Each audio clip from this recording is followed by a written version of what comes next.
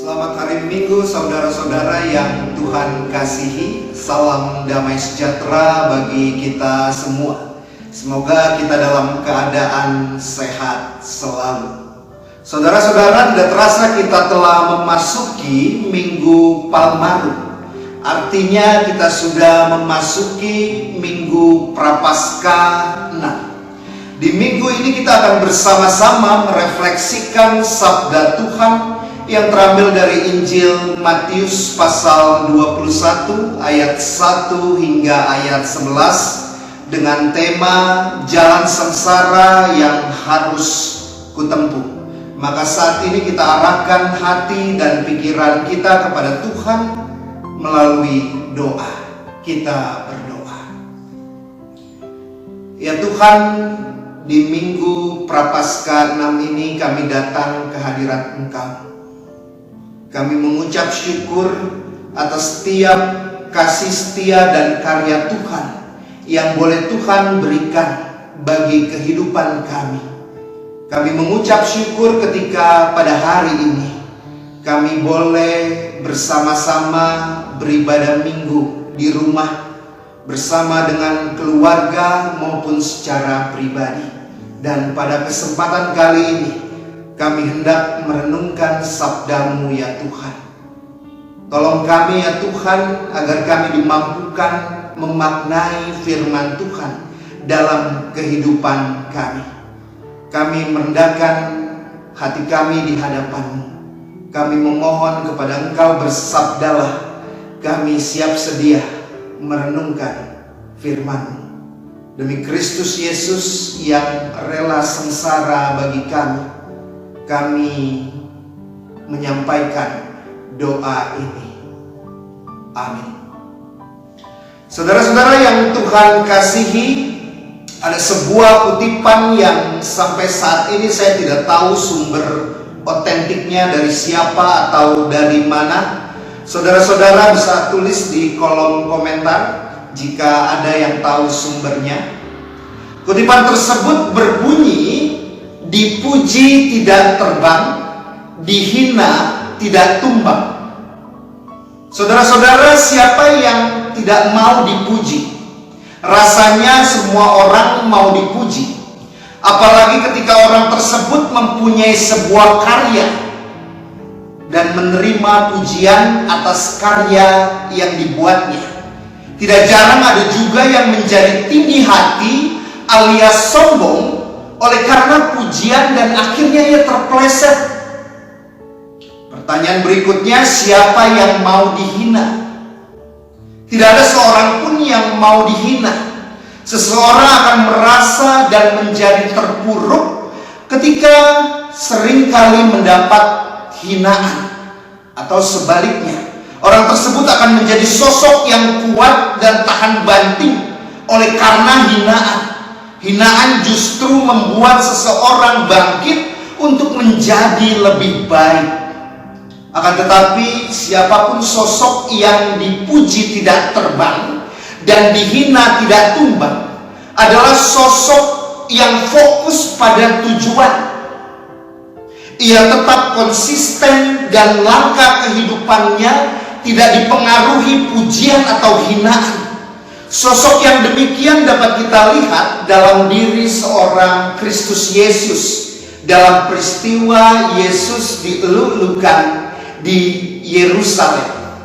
Dalam peristiwa tersebut Yesus bersama para murid hendak memasuki kota Yerusalem. Ia meminta para murid untuk pergi ke kampung untuk meminjam seekor keledai betina dan seekor anak keledai. Yesus memasuki Yerusalem menunggangi keledai tersebut. Saudara-saudara, sebenarnya keledai bukan hewan yang lemah atau nista. Di Palestina misalnya, orang menganggap keledai sebagai simbol kemuliaan. Dalam sebuah kerajaan, seorang raja akan menunggang kuda pada saat masa perang saja. Namun dalam keadaan damai, ia akan menunggangi keledai. Masuknya Yesus ke Yerusalem dengan menunggangi keledai menyiratkan sebuah pesan bahwa ia adalah raja yang mulia yang hendak menyampaikan kedamaian bagi orang-orang Yerusalem pada saat itu, bahkan bagi semua orang. Orang-orang Yahudi pada saat itu bersorak-sorak menyambut Yesus, menggaungkan Hosana Hosana, yang berarti Tuhan berilah kami keselamatan, seraya menghamparkan pakaiannya di jalan dan melemparkan potongan ranting ke jalan yang Yesus lalui. Dan saudara-saudara, kita tahu ujung dari peristiwa ini hanya berselang beberapa waktu dan jarak saja.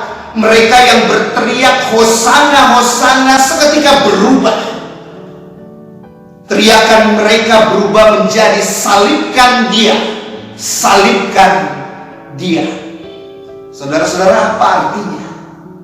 Artinya Yesus menerima pujian dan ia juga menerima hinaan.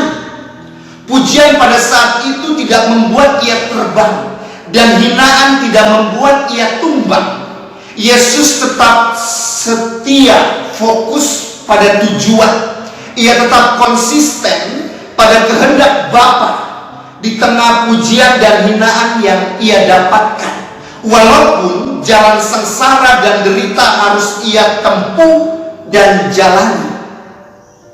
Pertanyaannya, kenapa ia mau melakukan hal tersebut, saudara-saudara? Kenapa ia rela sengsara? Seorang santo bernama Paul of the Cross atau Paulus dari salib, ia adalah pendiri Ordo Passionis, mengatakan bahwa sengsara Yesus adalah obat paling mujarab untuk menyembuhkan jiwa-jiwa dan hati yang terluka akibat dosa dan penderitaan. Sengsara Yesus dipersembahkan bagi penyembuhan, pemulihan saudara-saudara, saya dan kita semua. Pertanyaan reflektif bagi kita, maukah kita tetap fokus, konsisten, mengarahkan diri dan kehidupan kita kepada Kristus, tidak hanya dalam kondisi sukacita, namun juga dalam kondisi menderita. Fokus kepada Kristus kendati dipuji dan dihina. Fokus kepada Kristus pada saat tidak terjadi pandemi atau sedang berada dalam pandemi. Tetap fokus kepada Kristus pada saat ibadah di gedung gereja atau ibadah di rumah. Saudara-saudara, Jumat pagi kemarin istri saya laporan. Ia mengatakan bahwa saya mengigau, mengucapkan pemutusan dan berkat. Lalu saya membagikan pengalaman tersebut di akun media sosial sambil menyatakan dan mempertanyakan, apakah ini tanda bahwa saya merindukan ibadah minggu di gedung gereja? Ada beberapa komentar dari saudara-saudara yang juga menyatakan kerinduan yang sama. Rindu ibadah minggu di gedung gereja. Walaupun faktanya pada saat ini kita hanya bisa beribadah di rumah. Kondisi di mana kita beribadah minggu di rumah mungkin tidaklah biasa, tidak ideal, tidak nyaman. Pandemi ini mungkin membuat kita sengsara dan menderita. Namun demikian, saudara-saudara, jangan biarkan kondisi-kondisi tersebut mengubah fokus kita. Biarlah iman dan ibadah kita, siapapun kita, dimanapun dan kapanpun, iman dan ibadah ini dapat tetap konsisten, berfokus kepada Kristus yang rela sengsara bagi kita. Maka saudara-saudara yang Tuhan kasihi, pada hari ini saya hendak menyampaikan, selamat memaknai Minggu Palmarum. Tuhan menolong dan memulihkan kita. Biarlah firman, renungan, refleksi yang bersama-sama pada saat ini kita saksikan dapat menguatkan iman kita, dapat tetap membuat ibadah kita berkualitas, yang kita tujukan hanya kepada Kristus. Amin. Mari kita berdoa. Ya Tuhan, terima kasih atas renungan, atas sabda Tuhan yang bersama-sama kami refleksikan.